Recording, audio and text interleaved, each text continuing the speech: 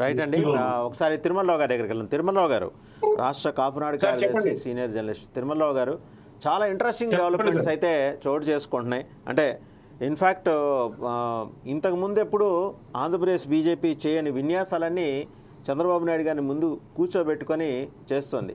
దురదృష్టం ఏంటంటే section of media వీళ్ళు బీజేపీ జాతీయ నాయకత్వం చంద్రబాబు ముందు మోకరలింది, దేబిరించింది. మీరు అవి ఇవ్వకపోతే మాకు మనుగడ కష్టం, మీరు దయచేసి భిక్షం వేయండి అనే పద్ధతిలో అమిత్ షా, నడ్డా కోరినట్టుగా కథనాలు రాస్తూ వస్తుంది. ఇవి కాక వాళ్ళకు 1000-1500 వెబ్సైట్లు ఉన్నాయి, వాటిల్లో కూడా ఇవే కథనాలు. 10 అబద్ధాలు ఒక 100 మంది 1000 సార్లు చెబితే నిజమైపోతుందనే వెనకటి పాతకాలం సామెత ఉంది కదా, దాన్ని రుజువు చేసేలాగా తెలుగుదేశం చేస్తూ వస్తుంది. కానీ బీజేపీ చాలా కరుగ్గా ఈ తన డెసిషన్స్ని చెప్తోంది. ఈ క్రమంలో ఫైనల్ అవుట్పుట్ ఏంటంటే అక్కడ 25 అసెంబ్లీ సీట్ల ఆ సీట్లు కావాలని వీళ్ళు కోరటం, 10 ఎంపీ సీట్లు కావాలని వీళ్ళు కోరటం. ఈ రెండిటికి బీజేపీ అయితే టీడీపీ అయితే మేము అంటే మాకు ఇబ్బంది ఏమో అంటే నెక్స్ట్ రేపు వచ్చే కథను ఎలా ఉంటుందో చెప్తా, నో చెప్పిన చంద్రబాబు అని వస్తుంది, మీరు దాన్ని పక్కన పెట్టండి. అయ్యా మాకు ఇబ్బంది, మరీ అసలు మా మనుగడికే కష్టమయ్యే రీతిలో మీరు అడిగితే అలాగా అని చెప్పి వాస్తవంగా జరిగింది. ఇది రేపు second other side of the coin you can watch in the TVs and అలాగే న్యూస్ పేపర్స్లో కూడా అవే హెడ్లైన్స్ వస్తాయి. సో ఎక్కడో చోటికి మధ్యలో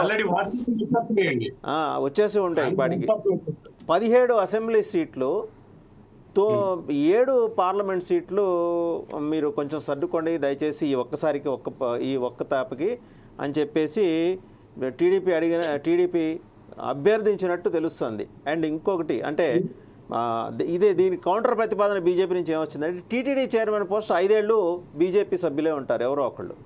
అలాగే ప్రతి 3 నామినేటెడ్ పోస్టులో ఒక పోస్టు బీజేపీకి, ఒక పోస్టు జనసేనకి. బీజేపీ మిత్రధర్మాన్ని భుజాన వేసుకుంది. మనం చిన్న సూర్యవి చదివాం కదా, మిత్రలాభం మిత్రభేదం. జనరల్గా టీడీపీ రెండో ఆప్షన్ ఎంచుకుంటుంది, బీజేపీ ఫస్ట్ ఆప్షన్తో వెళ్తుంది మిత్రలాభం కింద. మాతో పాటు జనసేనకు కూడా ప్రతి 3 నామినేటెడ్ పోస్టులో ఒకటి మాకు, ఒకటి జనసేనకి, ఒకటి మీకు. ఎందుకంటే వర్టికల్ డిస్ట్రిబ్యూషన్ ఆఫ్ పవర్స్లో సింహభాగం పవర్స్ తెలుగుదేశానికి వెళ్తాయి కాబట్టి మిగిలిన వాటిలో నామినేటెడ్ పోస్టుల్లో ఈ మర్యాద జరిగేలాగా చూసుకోవాలి. దాని మీద స్టేల్మేట్ వచ్చింది. ఏమంటారు, ఫైనల్గా ఎలా ఉండబోతుంది అవుట్పుట్ అని మీరు అనుకుంటున్నారు? ముందుగా ప్యానెల్ మెంబర్స్ అందరికి కూడా శివరాత్రి శుభాకాంక్షలు అండి. వీక్షకులకి నమస్కారాలు. సార్, మనము మీరు చెప్పిందంతా కూడా ఒక జెన్యూన్ గా ఒక పొలిటికల్ సీనరియో ఎలా ఉంటుందో చెప్పగలిగి, అంటే ఎలా ఉంటే బాగుంటది ప్రస్తుత రాజకీయ పరిణామాలకి ఆంధ్రప్రదేశ్లో అనేది అది ఒక రకంగా ఓకే.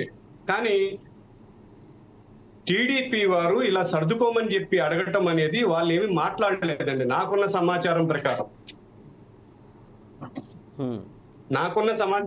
వాళ్ళు అసలు ఏమీ మాట్లాడలేదు. బీజేపీ వారు హైకమాండ్ మాకు ఇన్ని సీట్లు కావాలి గ్యారంటీగా అని చెప్పడం జరిగింది. వాస్తవమే, అది కావాలి అనే మాత్రమే చెప్పారు. కావాలని కూడా కాదండి, తీసుకుంటున్నాం. ఇందాక మీరు చెప్పారు మీతో పొత్తుకు నడవాలి అంటే ఈ రకమైనగా మేము ఇన్ని సీట్లు తీసుకుంటున్నాము అని చెప్పని అడిగితే ఆయన నాకు కొంచెం టైం ఇవ్వండి అని అడగటం జరిగింది అనేది మాకు అందిన వార్త అండి.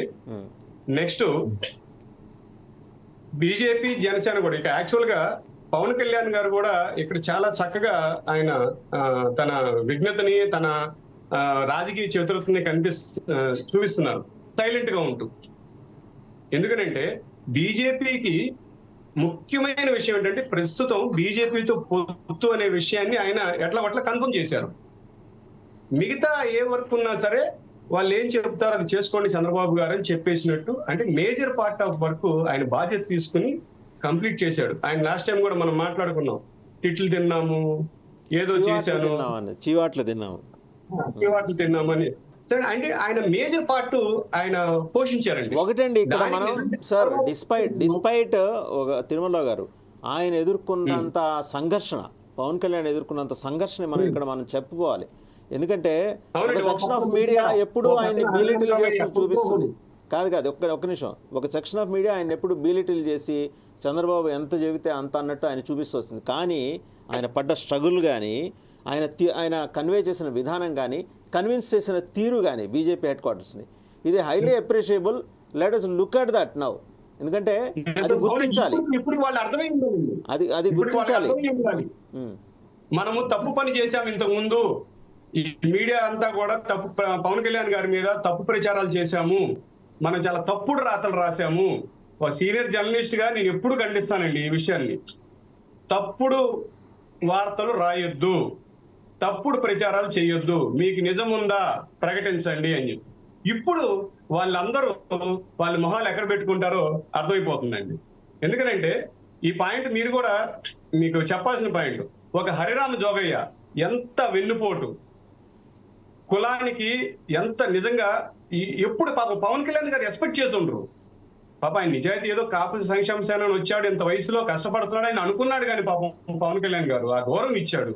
నిజంగా అది ఎట్లా అంటే అటువంటి ద్రోహం ఇంతకుముందు ఎవరూ చేయలేదండి. అలాగే ఇంకో పక్కన ముద్రగడ, ఈయనకి అంతటికి మళ్ళీ అదో ప్రెజర్ ఆయనకి. వీళ్ళిద్దరి నుంచి కులం తరపు నుంచి ప్రెజరు. ఓ పక్కనేమో కొంతమంది ఏమో ముద్రగడ ఇంటికి రాలేదు నప్పుడు. ముద్రగడ ఇంటికి వచ్చింది ఎవరండి?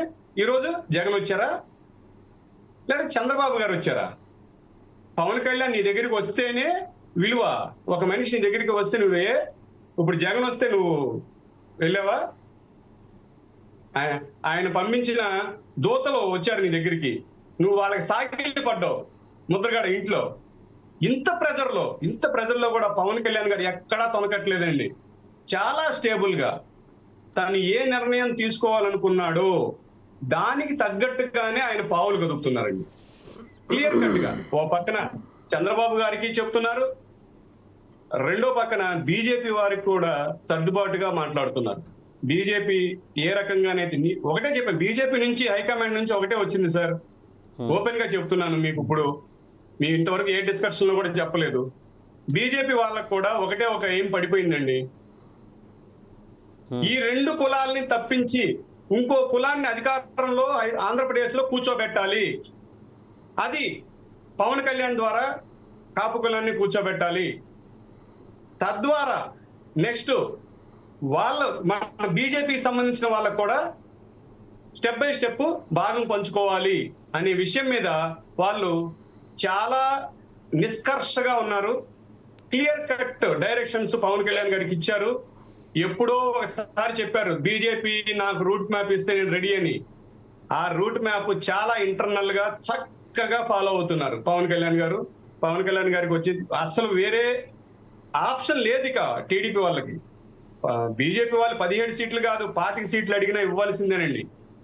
నేనైతే ఒకటే మాట చెప్తాను, 99 సీట్లు చాలు ఇంకా టీడీపీకి. మిగతా 76 సీట్లు జనసేనకు 25 ఇంకొక 5-10 పెంచి మిగతా బీజేపీకి ఇచ్చేస్తే ఏ గొడవ ఉండదండి. ఎక్కడ